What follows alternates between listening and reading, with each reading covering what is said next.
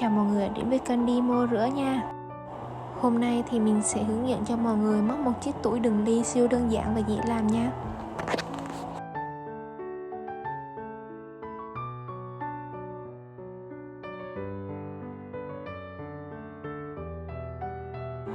Nguyên liệu mà mình sử dụng là sợi dệt và kim 3.0mm.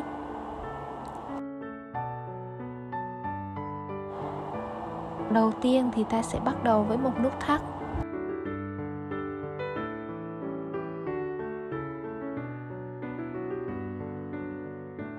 Sau đó thì ta lên 43 mũi bính. Thì tùy vào kích thước của ly thì mọi người có thể tăng số mũi bính lên nha, tăng hoặc giảm số mũi bính lên.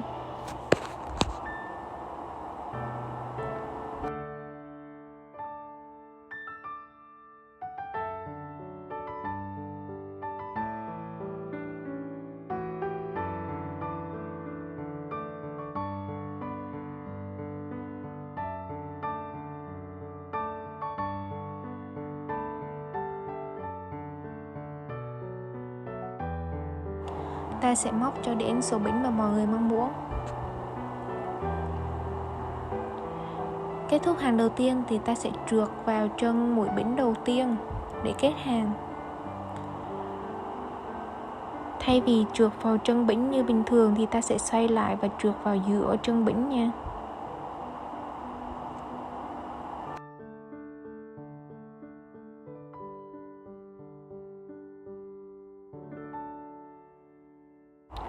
Ta móc một mũi trượt lên một mũi bính để bắt đầu hàng thứ hai. Ở hàng thứ hai thì mỗi chân ta sẽ móc là một mũi đơn. Ta sẽ móc cùng với phần len thừa.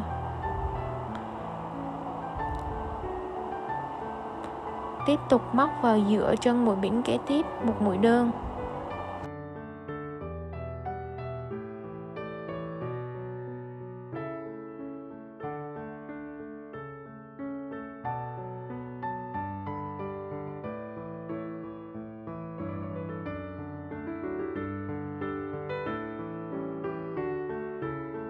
Tương tự chân kế tiếp ta cũng móc một mũi đơn.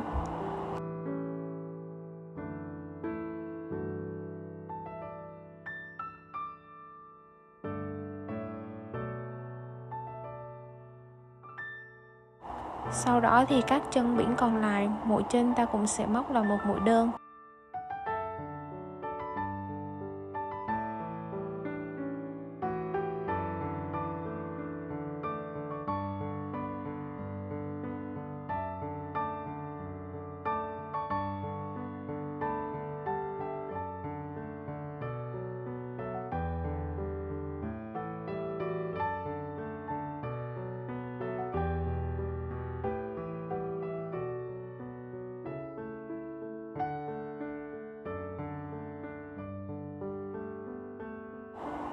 Kết thúc hàng thứ hai thì ta sẽ trượt kết hàng. Bắt đầu hàng thứ ba. Đầu tiên ta sẽ lên 5 mũi bính. 3, 4, 5 mũi bính. Ta bỏ qua hai chân mũi, móc vào chân thứ ba một mũi kép.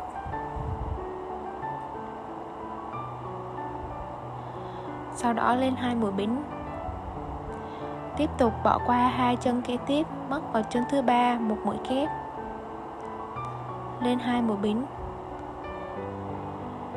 Tiếp tục bỏ qua hai chân, móc vào chân thứ ba một mũi kép. Lên 2 mũi bính. Ta sẽ lặp lại tương tự cho đến cuối hàng. Kết thúc hàng thứ ba thì ta sẽ trượt kết hàng vào chân mũi bính thứ ba của hàng thứ hai.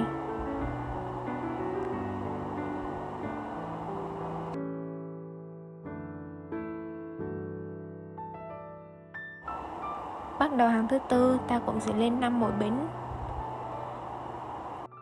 Bỏ qua hai chân mũi, ta móc vào chân thứ ba một mũi kép. Tiếp tục lên 2 mũi bính. Bỏ qua hai chân mũi, ta móc vào chân thứ ba một mũi kép. Ta móc tương tự như hàng thứ ba nha. Và ta sẽ lặp lại cho đến cuối hàng. Ta móc tương tự cho hàng thứ 5, thứ 6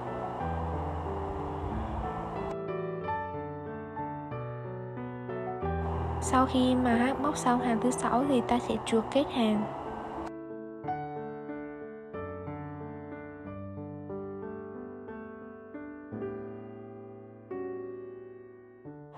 Lên một mũi bính.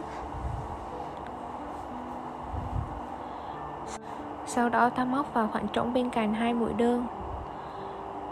Tiếp tục móc một mũi đơn vào chân mũi kép. Tiếp tục móc vào khoảng trống 2 mũi đơn. Vào chân mũi kép một mũi đơn. Ta móc tương tự cho đến cuối hàng.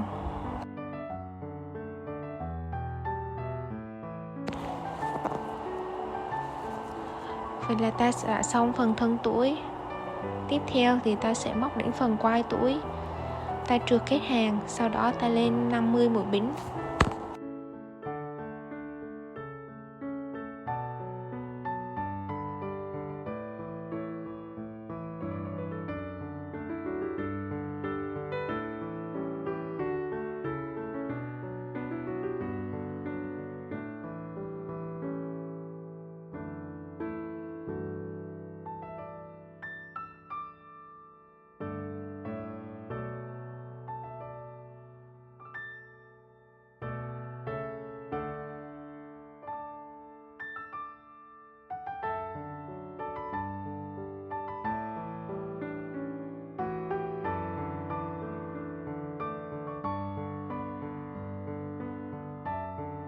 Sau khi móc xong 50 mũi bính thì ta gập đôi phần túi lại. Ta móc vào phần đối diện một mũi trượt.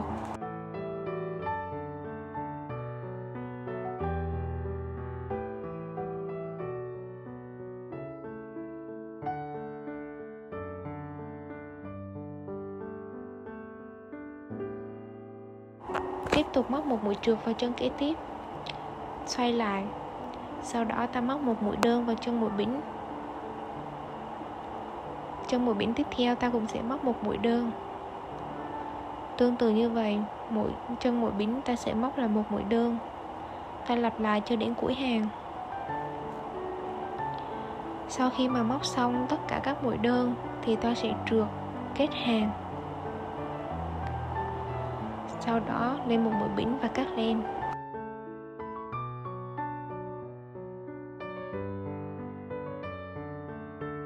Ta sẽ dùng kim để giấu phần len thừa này đi.